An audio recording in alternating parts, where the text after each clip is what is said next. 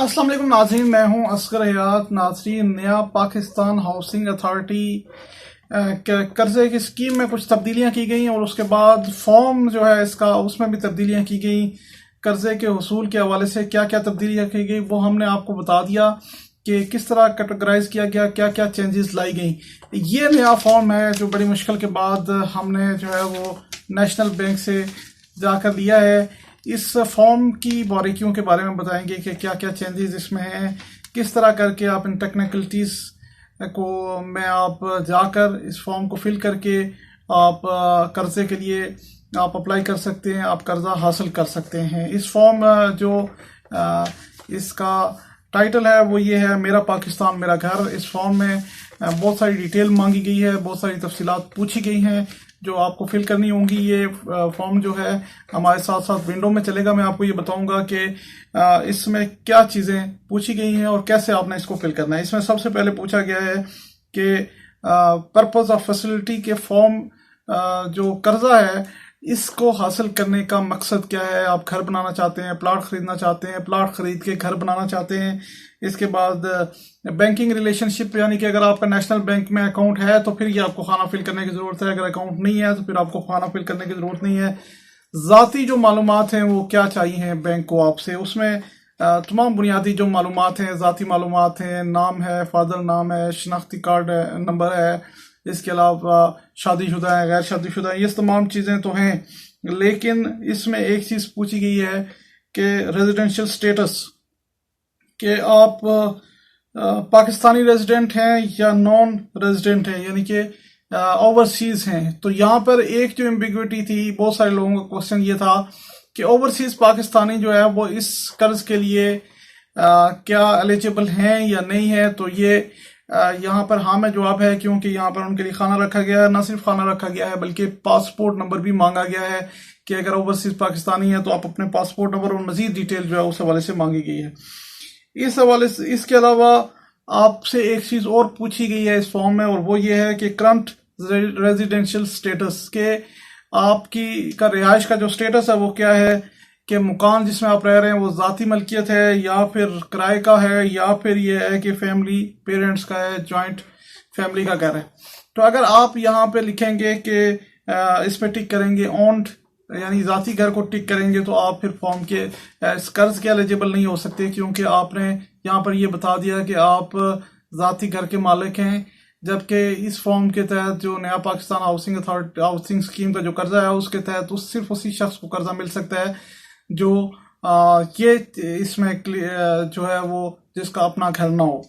अब इसमें आगे मजीद चलते हैं कि इस फॉर्म में मजीद क्या पूछा गया है। इसमें ये पूछा गया है जो एम्प्लॉयमेंट का जो डिटेल्स हैं वो पूछी गई हैं। इसमें तकरीबन दो कैटेगरीज जो हैं वो ये हैं कि एक तो सैलरीड इंडिविजुअल्स जो हैं उनकी तफसील जो पूछी गई है, उसमें गवर्नमेंट है, प्राइवेट है, किस ऑफिस में आप काम करते हैं, ये तफसील तमाम आपसे पूछी जाएगी।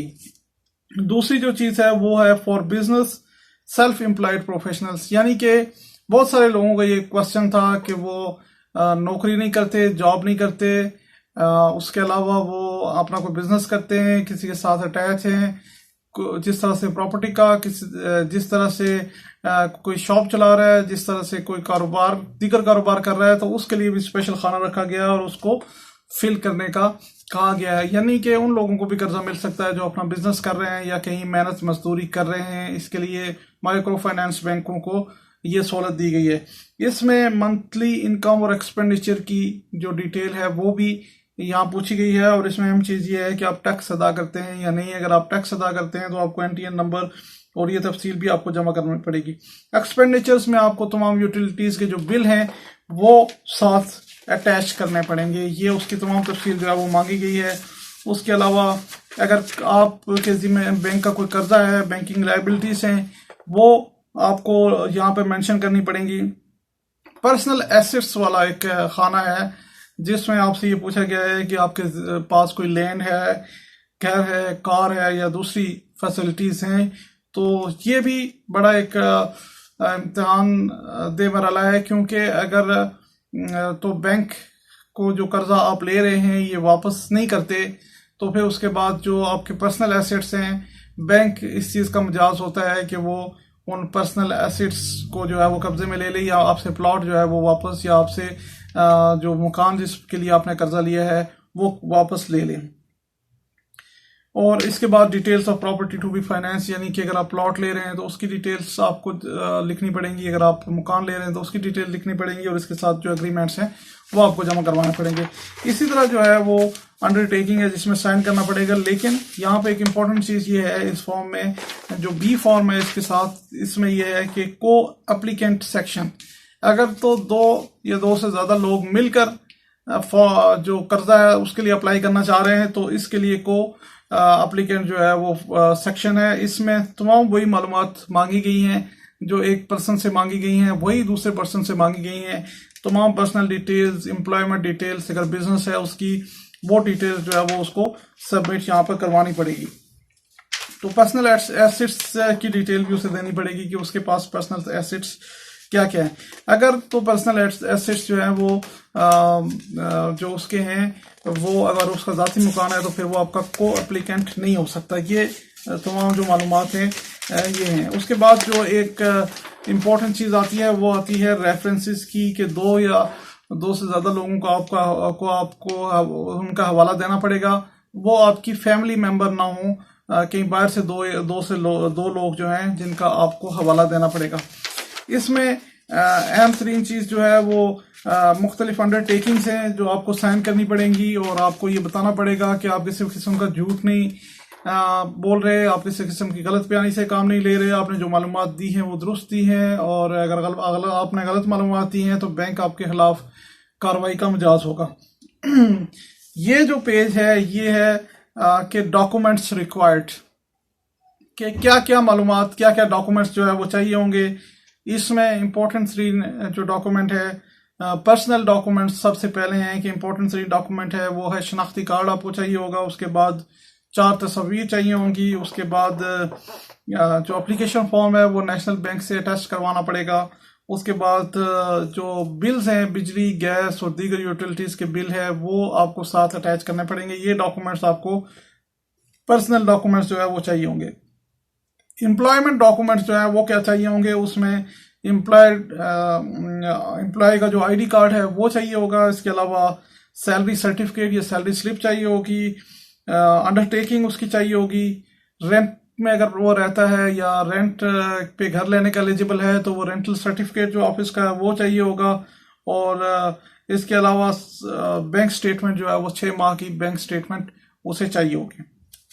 अब ये डॉक्यूमेंट्स हैं जो एम्प्लॉयमेंट के डॉक्यूमेंट्स हैं। अब बैंक के डॉक्यूमेंट्स जो हैं वो direct debit authority, confidential report और डिक्लेरेशन ऑफ मेडिकल, ये बैंक के डॉक्यूमेंट्स हैं वो उसे साथ अटैच करने होंगे। प्रॉपर्टी डॉक्यूमेंट्स में से जो सेल डीड है, यानी कि अगर वो कोई चीज़ रजिस्ट्री है, ट्रांसफ़र है, अलॉटमेंट लेटर है, ये चीज़ जो जायदाद वो ख़रीदना चाह रहा है, घर है, मकान है, जगह है, वो चीज़ और उसका फ़र्द जो है, अगर प्लॉट है तो उसका फ़र्द होगा, मकान है तो उसका फ़र्द होगा, ये उसे साथ अटैच करना पड़ेगा।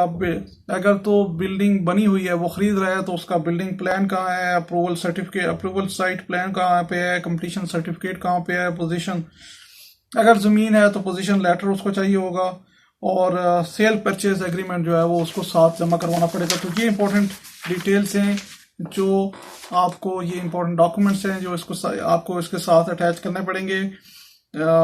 और इसके बाद जो है वो इंटरव्यू के लिए आपको बुलाया जाएगा, और इंटरव्यू में ये अंडरटेकिंग जो है वो बैंक की तरफ से है कि बैंक का जो ऑफिसर, बैंक का जो मैनेजर है वो आपसे बैठ के इंटरव्यू करेगा और ये चीज़ देखेगा कि आया जो शनाख्ती कार्ड आपने जमा करवाए क्या आप वही शख्सियत हैं या कोई और हैं, और आपसे तमाम जो क्वाइफ हैं उनकी तस्दीक आपको बैठा कर करेगा, और ये भी जानने की कोशिश करेगा कि आया जिस पर्पज़ के लिए आप ये घर ले रहे हैं आया उसको आप इस्तेमाल करेंगे या नहीं करेंगे। ये हमने आपको तफसील बताई है कि सिंगल एक शख्स जो है वो कैसे फॉर्म फिल कर सकता है, किन टेक्निकलिटीज को में जाकर कैसे जाकर डील कर सकता है, और को एप्लीकेंट है अगर 1 से ज़्यादा लोग हैं तो कैसे उसमें जाकर वो इसको फिल कर सकते हैं। इसमें इंपॉर्टेंट चीज़ें ये हैं कि ऑफिस का सर्टिफिकेट है या फिर आपको बैंक का कोई सर्टिफिकेट है, तो ये इसके तमाम जो सैंपल्स हैं वो नेशनल बैंक की वेबसाइट पे पड़े हुए हैं। हमने फॉर्म भी जो है वो डिस्क्रिप्शन में रख दिया है, आप फॉर्म को देखकर डाउनलोड करके पहले से तैयारी करके आप जो है वो जा सकते हैं और ये डॉक्यूमेंट्स पूरे करके उसके बाद आप ये बैंक लोन के लिए अप्लाई कर सकते हैं।